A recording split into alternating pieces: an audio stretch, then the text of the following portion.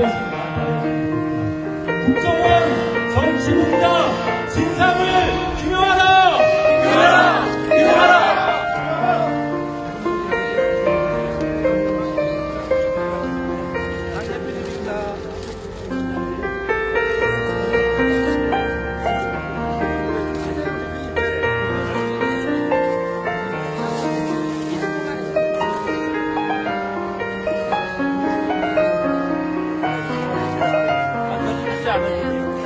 아주 멋지게 해보이소. 아주 멋지게 해보이소.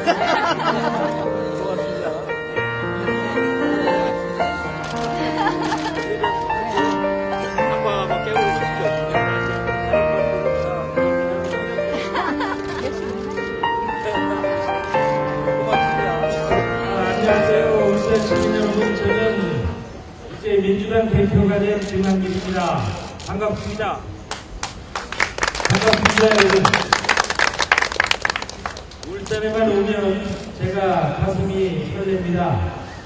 작년 5월에 전당대회 당시에 울산에서부터 경선을 시작할 때 예상치 못한 압도적인 표로 김한길을 지지해 주신 것 잊지 않고 있습니다.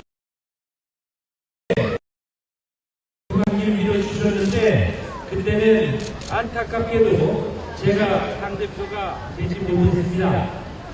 그러나 이제 대선 끝나고 5월 달에 드디어 당대표가 돼서 이렇게 다시 울산 찾아오니까 작년 5월 생각이 나서 가슴이 뭉클합니다. 작년 5월에 제가 당대표가 되더라면, 그래서 대통령 선거를 이끌었더라면 어떻게 됩니까? 하는 생각도 지울 수가 없습니다. 존경하는 울산의 시민 여러분, 안녕하세요.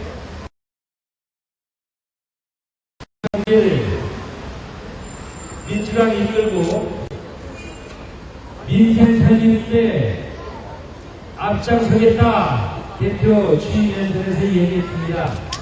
서민과 중산층이 먹고 사는 문제를 최우선으로 삼겠다 약속했는데, 그런데 돌아보니까 그 몇 달 사이에 대한민국의 민주주의가 심각한 위기에 처해 있다는 것을 확인했습니다. 지난 대통령 선거에 최고 국가 정보기관이 조직적으로 개입했고, 이를 경찰이 은폐 축소하려고 했던 것이 검찰의 수사 결과 혐의로 확인돼서 지금 선거법 위반 혐의로 재판이 진행되어 있습니다. 참으로 부끄러운 일이 아닐 수 없습니다.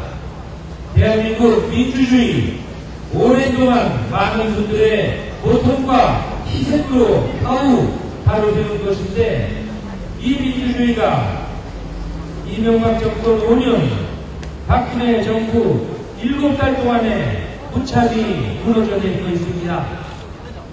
이러한 위기를 우리가 절대로 묵과할 수 없다 생각하고 서울의 시청 앞 광장에 천막을 치고 저는 지난 한 달여 동안 그곳에서 노숙자 생활을 했습니다. 지금 여러분 보시는 제 복장이 단정치 못합니다만은 이것이 바로 노숙할 때 입고 있는 옷이고, 계속해서 이 옷을 입고 있습니다. 제게 이 옷을 입게 한 것이 박근혜 대통령이니까 제가 이 옷을 언제 벗을 수 있겠는지 결정해 주는 것도 박근혜 대통령의 몫이라고 생각합니다. 여러분 제 복장 괜찮죠?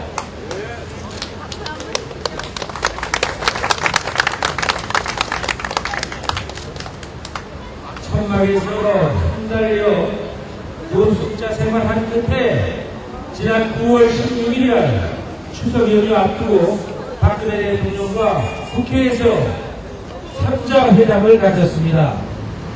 그런데 3자 회담에서 박근혜 대통령 생각을 확인해 보니까 박근혜 대통령의 현실 인식까지 보는 이 문제를 도저히 우리가 처한 전국의 문제를 풀 수가 없다 하는 결론을 낼 수밖에 없었습니다. 제가 7가지를 요구했는데 7가지 모두 박근혜 대통령이 거부했습니다. 어느 것 하나 걸치지 못했으니까 민주당이 김한길이 완전히 실패한 회담이었다 이렇게 말하는 분들도 있었지만 국민들은 현명하셨습니다. 3자 회담이 그렇게 무참히 결렬되는 것 보고 추석 연휴 지나서 여론조사 해보니까 박근혜 대통령의 지지율이 급락했습니다. 저는 추석 연휴 직전에 말씀했습니다. 박근혜 대통령이 장외투쟁이 국민적 저항을 부를 것이다 이렇게 국무회의에서 민주당을 공격했기 때문에 제가 즉각 말씀했습니다. 박근혜 대통령의 불통 정치가 국민 저항을 부를 것이다. 그리고 덧붙여서 말했습니다. 박근혜 대통령이 지금의 높은 지지율을 믿고 오만과 독선을 고집한다면 그 지지율은 모자라서 물거품처럼 빠져 버릴 수 있을 것이다. 이렇게 추석 연휴 직전에 제가 말씀했는데 추석 연휴 끝나고 여론조사해보니까 박근혜 대통령 지지율이 급락했습니다. 이제 박근혜 대통령의 지지율 물거품처럼 빠져나가기 시작했다. 저는 그렇게 생각하는데 여러분도 동의하십니까? 박근혜 대통령과의 3자 회담에서 박근혜 대통령의 생각이 바뀌기를 가만히 천막에서 기다릴 수는 없다. 이렇게 결론을 내리고 저는 전국을 순회하기로 결정했습니다. 더 많은 국민들께 대한민국이 처한 민주주의의 위기 상황을 알리고 더 많은 국민들과 힘을 모아서 민주주의를 다시 똑바로 세울 수밖에 없다. 이렇게 생각한 것입니다. 국정원의 대선 개입 사건을 엄정하게 수사해서 기소한 검찰의 검찰총장이 정상적이지 않은 방법으로 쫓겨났습니다. 그리고 또 얼마 안 있어 박근혜 대통령이 지난 대통령 선거 당시에 여러분에게 철석같이 약속했던 민생 공약, 복지 공약을 백지화하거나 후퇴시키겠다고 공식적으로 국민들께 발표했습니다. 그러자 복지 공약의 주무장관인 복지부 장관이 저는 이렇게 못하겠습니다 하고 사표를 냈는데 대통령이 복지부 장관 사표를 반려하면서 그렇게 하면 안 된다. 복지부 장관이 새로 만든 기초연금안을 국민들께 앞장서서 설득해달라 이렇게 얘기했습니다. 그러자 복지부 장관이 다음날 또 말했습니다. 나는 그렇게 못합니다. 양심상 그렇게 할 수 없습니다. 제가 옳지 않은 것을 알면서 어떻게 국민들에게 옳다고 설득할 수 있겠습니까? 양심이 있는 장관이었습니다. 기초연금 문제에 대해서 가장 많이 보고하고 가장 많이 모르겠을 보건복지부 장관이 이건 아닙니다 라고 말하는데 억지로 기초연금 약속 파기한 박근혜 대통령은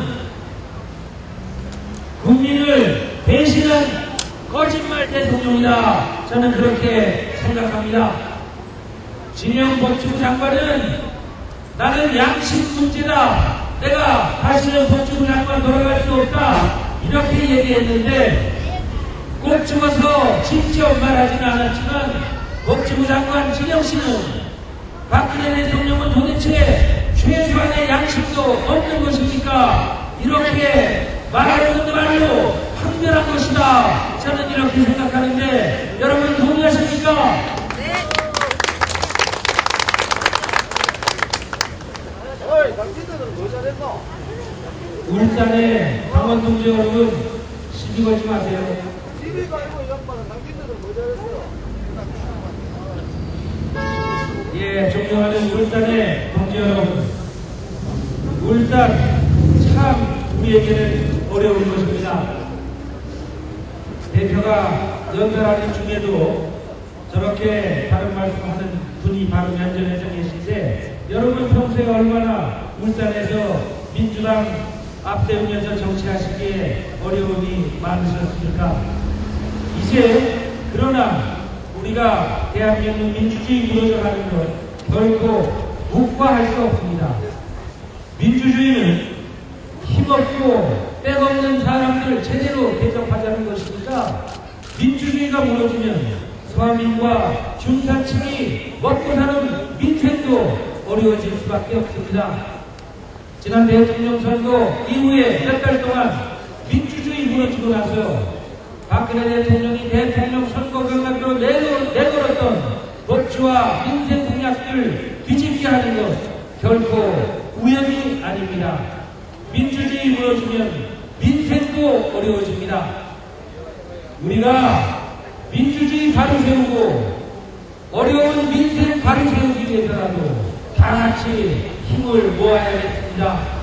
동지 여러분, 대단히 어려운 싸움 하고 계신 건 알고 있지만 울산에서도 다 함께 힘을 모아주십시오. 그래야 대한민국 민주주의 살리고 민생 살릴 수 있습니다. 정직하고 성실한 사람들이 손해보지 않고 마음에 상처받지 않고 각자가 땀 흘린 만큼 잘 사는 대한민국, 그런 대한민국 위해서 우리 다 같이 힘을 모읍시다. 고소합니다. 고맙습니다. 지금 박근혜 대통령이 취임한 지가 8개월이 지났습니다. 그동안 많은 희망을 걸었습니다. 그러나 민주주의가 무너지고 민생이 파탄나고 복지국가의 꿈은 멀리 사라졌습니다. 국민들은 절망하고 분노하고 있습니다. 오늘 이 자리에 김한길 대표님이 오신 것은 이런 국민들의 절망과 분노를 아우르고 흐르는 눈물을 닦아주기 위해서 오셨던 것입니다. 지난 임진왜란 때 국가의 전망이 위태로워졌을 때 광해군 세자는 전국을 돌아다니면서 흩어진 민심을 아우르면서 우리나라를 위기에서 건져냈습니다. 오늘 김한길 대표 울산 오신 것은 광해군처럼 광해군이 분조를 이끌었던 그런 역사적 과정에 비유될 만큼 중요한 일입니다.